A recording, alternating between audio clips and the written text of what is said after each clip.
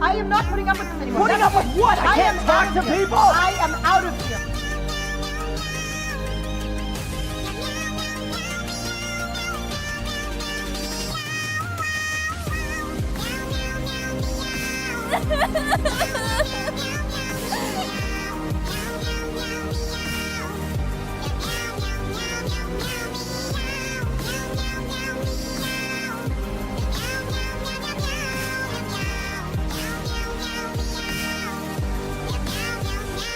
I'm sorry,